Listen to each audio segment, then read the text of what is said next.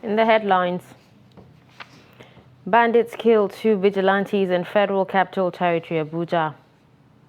Fire guts documents furniture at National Assembly. OPEC says Nigeria's crude oil production averaged 1.183 million barrels per day in July. And on the foreign scene, European firefighters joined battle to stop French wildfires. Hello and welcome to Trust News Update. I'm Dashan Husseina Usman.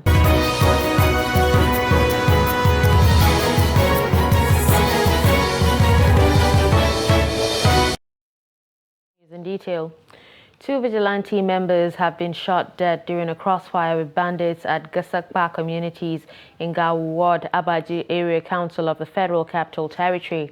A member of the vigilante said the incident happened on Thursday at a forest bordering the FCT and the Niger State. He said the vigilantes had mobilized to the forest to rescue a farmer who was abducted on the farm. He said the gunmen laid an ambush as the vigilantes were approaching their hideout, where 2 members of the vigilantes were killed during exchange of fire with the bandits.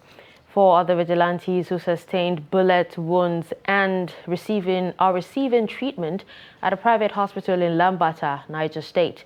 The FCT command spokesperson DSP Ade Josephine is yet to confirm the incident. Policemen have rescued a prominent businesswoman in Osun State, popularly known as Ero Arike. The woman was kidnapped at Olorunda village while on a visit to her aged mother. The men of the anti-kidnapping squad of the Osun State Police Command engaged the kidnappers in a gun duel and arrested 3 while others escaped. Police Public Relations Officer, Osun State Command, Yemisi Okpalola, confirmed the incident and assured that the suspects will be arraigned in court after investigation. Speaking after she was rescued, the traumatized businesswoman expressed gratitude and appealed to the state government and police to ensure proper investigation and prosecution of suspects.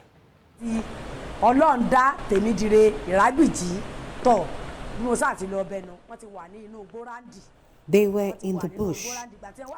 Few minutes after I entered the house, 2 men came in. They covered their faces. They took me into the bush. I was shouting for help. Policemen came on time. The man that carried me kept running into the bush. One of the policemen shot him on his leg. Then he dropped me. The policemen arrested some of them. I plead with the police and government to ensure proper investigation and prosecution of this case. Cannabis sativa worth 30 million naira have been intercepted by the Nasarawa State Command of the National Drug Law Enforcement Agency. Commander of the agency, Odaudu Oche, made this known in Lafia while parading one of the suspects intercepted with the illicit drug. The report. Addressing journalists on the recent achievements by the command, Nasarawa State Commander of National Drugs and Law Enforcement Agency, Odaudu Oche, said officers and men of the agency succeeded in arresting a 45-year-old man, Mohammed Adamu, while on patrol in Akonga local government area of the state with a vehicle loaded with cannabis sativa.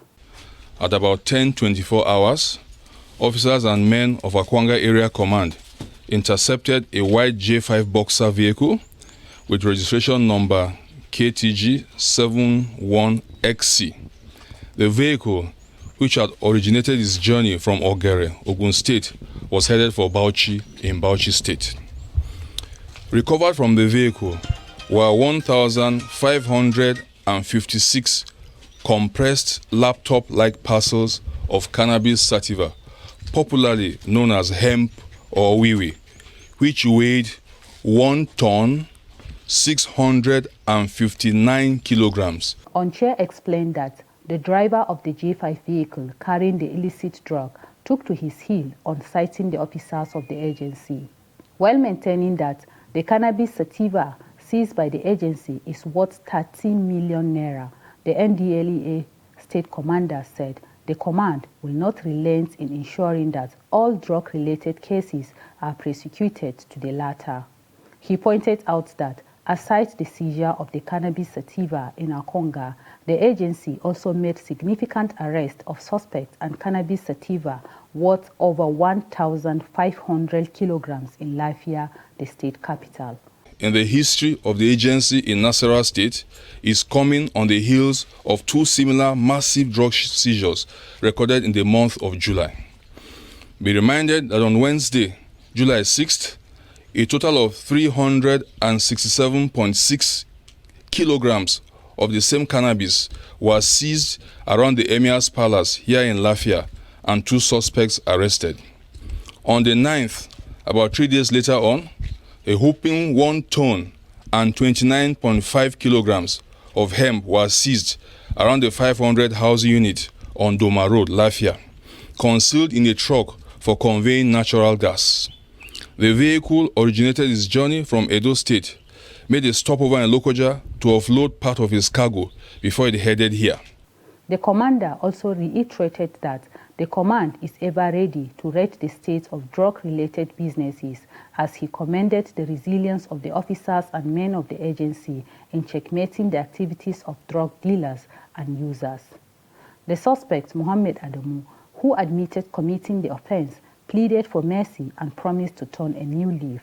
An kama ni ne a cikin mota na dauko tawa daga wajere dan kai Bauchi. He advised drivers who are in the habit of transporting hard drugs to desist from such acts. Rivers State Governor Nyesom Wike has denied instituting a legal suit seeking to remove Atiku Abubakar as the presidential candidate of the People's Democratic Party for the 2023 general elections. Reports emerged on Friday that Wike and another party chieftain, Nugent Ekamon, had asked Abuja Federal High Court to order his declaration as the presidential candidate of the PDP. PDP presidential primary produced Atiku Abubakar as the presidential candidate with 371 votes against Wike, who came second with 237 votes. Abubakar snubbed Wike to pick Delta State Governor Ifeanyi Okowa as his running mate. In the suit marked FHC ABJ CS 782-2022, Wike and the PDP chieftain Nugent Ekamon are listed as the plaintiffs. The PDP is listed as the first respondent, while the Independent National Electoral Commission is the second respondent. Secretary of State Governor Aminu Tambuwal and Atiku are listed as the third and fourth respondents. Wike, however, disowned the suit, describing it as the handiwork of mischief makers who wanted to use him to score cheap political goals. The governor said the lawyers who filed the suit are unknown to him. He queried filing a suit 14 days after the primary. Before I go into that, let me say, and to let Nigerians know, that people have called me throughout this morning, all kinds of things, that I went to court against Atiku Abubakar. I want to say categorically, if I had reason to go to court, I would go to court. But I didn't go to court. I just have to say it for Nigerians to know. I have kept quiet. I'm busy delivering dividends of democracy. For my party to win an election in Rivers State, people are busy plotting how they win an election. Rather, our people are busy trying to see how they will lose the election. If they lose the election, nobody should call my name.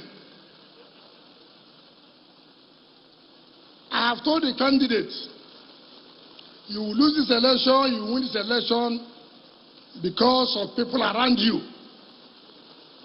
Anybody who knows me knows too well. If I was going to court, I would have gone to court within 2 weeks after the primaries, because it is a pre-election matter. And after 2 weeks, you can't go to court. The legal advisor of the party called me And told me he knows that there's a mischief going on, that he knows me very well. If I'm going to court, it's not those kind of lawyers I would have used, and I don't even know the lawyers. But I want to tell the candidate, it is the candidate group that are doing all these things. Let the world hear. They are the ones plotting all these things, thinking that they will spoil my name. You cannot. Yesterday they said, I removed all PDP flags in River State Government House. We are supposed to be talking about how you win an election. It's not about these rent seekers around people. They are not doing him any favor. Rather, they are trying to make him not to win the election. But if that's what they wish, I wish them good luck. Publicity Secretary of the All Progressives Congress in Rivers State, Chris Finebone, has resigned from the party and defected to the ruling PDP in the state. Senebo Chris Finebone, who confirmed this defection to PDP to our reporter in the early hours of Friday, did not give any reason for his defection. Shortly after he defected to the PDP, Finebone paid a visit to Governor Nyesom Wike's residence in Port Harcourt in company of the former state chairman of APC, Dr. David Ikanya, and PDP governorship flag bearer, Similanayi Fubara. There was a fire outbreak at the new wing of the House of Representatives on Thursday evening. Director of Information, National Assembly, Agadar Rollins Emmanuel, who confirmed the incident in a statement, said the fire occurred on the second floor, room 227. He said the fire is suspected to have been caused by electrical fault, which was noticed by one of the staff who promptly alerted the Federal Fire Service unit stationed in the National Assembly complex.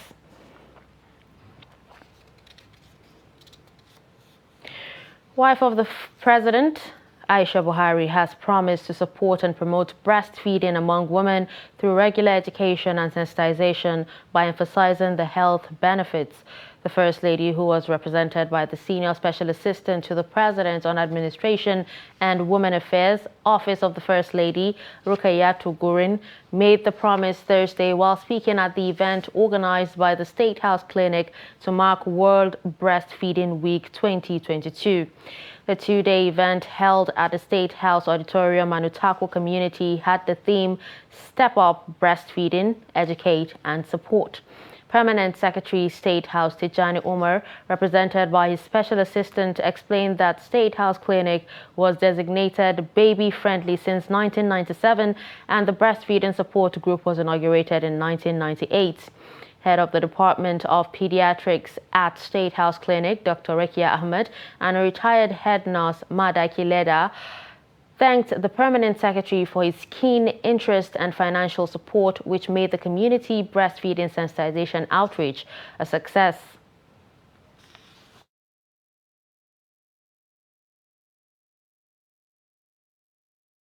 Breastfeed your child exclusively for 6 months and anywhere and any time. You can't tell me that I'm in the market so I cannot breastfeed my child.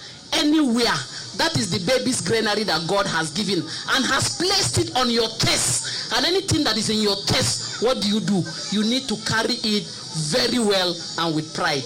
The theme of this year's World Breastfeeding Week 2022 is Step Up for Breastfeeding, Educate and Support. This emphasizes the importance of actively educating all stakeholders.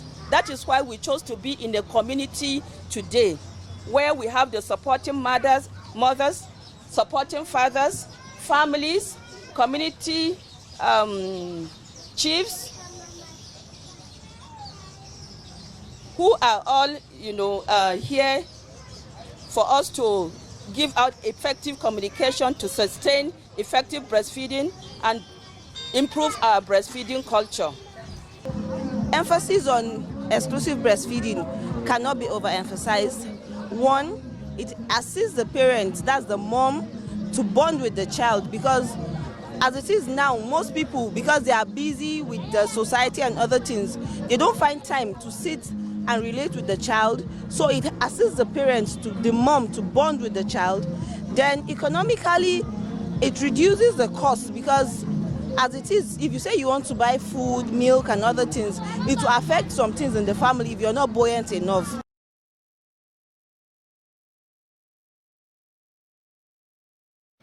You're watching Trust News Update. Coming up after the break.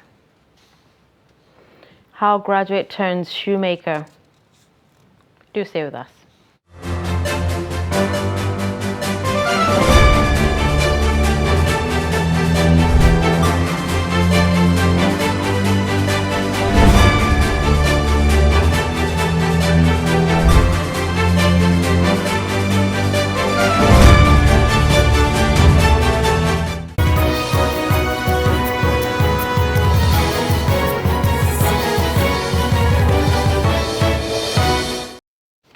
Welcome back and thanks for staying with us.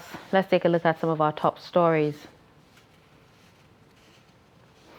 We told you that bandits killed 2 vigilante members in Federal Capital Territory. You also heard that fire got documents, furniture at National Assembly. And now to more news. Nigerian civil servants have been told to prepare and make plans towards retirement to help improve their livelihood after long service to the nation. Pension consultants gave the advice during an interaction with some federal civil servants in Bauchi State. Adamu Imam has details. The resource person speaks on some challenges Nigerian workers face after retirement. They said the only way civil servants can achieve goals in life is to develop economic sources for their well-being after retirement while in active service. And there are those that started work before 2004. And those that started work before 2004 is what we call accrued right, or the bond, which is kept by the CBN at the central bank. At the point of your retirement, when you are about 1 year to retirement, you are supposed to do a verification from your ministry or department or agency, which will now qualify that bond into your account. It will be transferred to your account. The process of transfer, that is why we have so many delays, because federal government normally do it in batches. It's for them to always try as much as possible to update their records, basically, especially the issue of the next of kin, because we have been having a lot of challenge, and that is been something that has been trending in the pension industry. Because you see a situation where someone will retire and then somebody will be coming, 2 people will come in. So there are clashes here and there, and you begin to wonder, who do you deal with? But as it is now, thank God that for the pension industry, they say that we only accept one next of kin, and that one next of kin is the one that we are going to deal with. If at all there's going to be like controversies, what we'll do that we'll call both parties all together so that they can be part of it, members of the family, so they can be in the picture of what we intend to pay the beneficiary or whoever is deceased. A representative of the civil servant in the state, Muhammad Bello, says the journey is not easy, advising his colleagues to maintain cordial relations to achieve success. Because you are giving something out of you that will help others. So you have to be dedicated, you have to be trustworthy, and you have to be in fact very good to anyone, because you are a civil servant, you are serving the people. So you must be not biased. Others who speak at the interactive gathering charge Nigerian workers to continue to relate with one another to develop the country as a whole. Adamu Imam, Trust TV News, Bauchi. With the high unemployment rate in the country, youths are often advised to learn skills that will enable them to be self-reliant rather than rely on government. Daniel Isaac, a young graduate, is one of those that needs the advice by learning. He did the advice by learning shoemaking during his National Youth Service. But with the high inflation and unfavorable business environment, his hopes of growing a viable business is fading. Take a look. Daniel Isaac is a graduate of microbiology from the University of Maiduguri.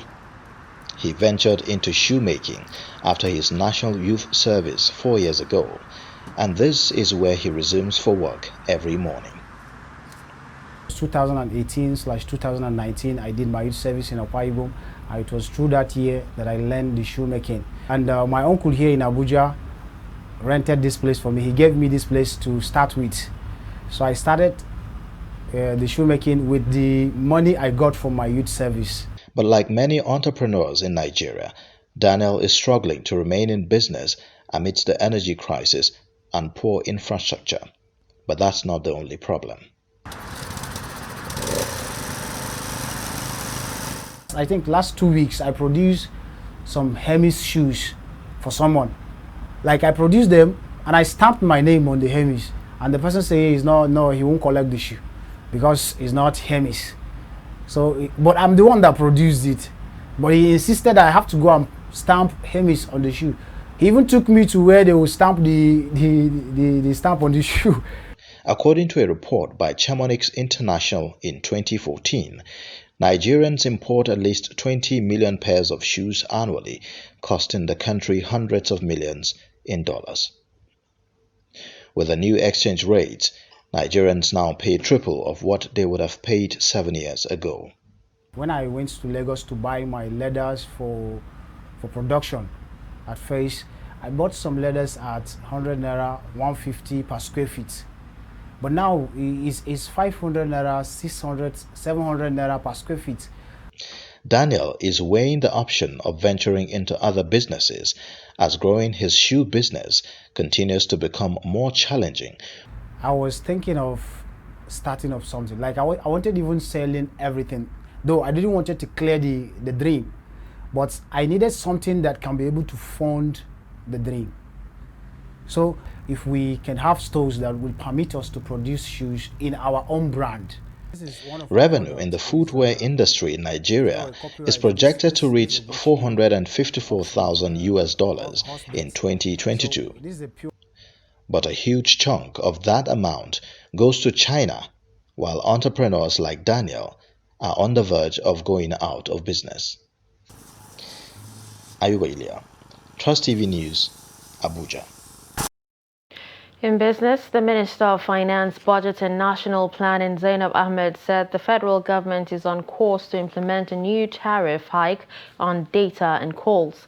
According to her, this will start with the implementation of a 5% excise duty tax on all voice calls, SMS and data services. Special Advisor Media and Communications to the Minister, Yunusa Tanko Abdullahi, in a statement, said this is in addition to the existing 7.5% value-added tax paid for goods and services across all sectors of the economy. The statement further said federal government made the disclosure on 5% excise duty during a stakeholders meeting organized by the Nigerian Communications Commission, the telecoms industry regulator. According to the statement, the 5% excise duty has been in the Finance Act 2020 but has never been implemented, and henceforth the excise duty will be collected by telecom operators and payments will be made to the federal government on a monthly basis on or before the 21st of every month. The Organization of Petroleum Exporting Countries said Nigeria's crude oil production increased to an average of 1.183 million barrels per day in July 2022. OPEC made this known in its oil market report for August 2022 on Thursday in Lagos. The report said the figure showed an increase of 7,000 barrels per day when compared to 1.176 MB per day produced averagely in the month of June 2022. The report said Nigeria's July Stanbic IBTC Bank Purchasing Managers Index rose to 53.2 from 50.9 in June amid stronger inflows of new orders. It said this helps to underpin a further improvement in operating conditions in the Nigerian non-oil private sector. On the foreign scene, firefighters from across Europe started arriving in France on Friday to help battle several wildfires, including a giant blaze ravaging pine forest in the southwest of the country. The firefighters brigade from the Gironde region said the spread of the forest fire was limited overnight due to little wind, but conditions for containing the blaze remained unfavorable due to hot, dry weather. The fire in the Gironde region and neighboring lands has burned more than 78 square kilometers since Tuesday that led to the evacuation of at least 10,000 people. More than 360 firefighters and 100 specialized land vehicles were sent from Germany, Romania, Poland, Austria, and other countries. They're joining over 1,000 French firefighters already on site to assist in containing the spread. Still on the international scene, Germany has suspended most of its operations in Mali after the local military-led government denied flyover rights to a United Nations peacekeeping mission. The Malian government has once again refused to give flyover rights to a flight planned for today for the rotation of personnel, a spokesman for the German Defense Ministry said at the regular news conference on Friday. In response, Germany had decided to suspend until further notice the operations of our reconnaissance forces and CH-53 transport flights. Government spokesman Steffen Heberstreit said Germany was prepared in principle to participate in an international peacekeeping mission, but only if this was supported by the Malian government.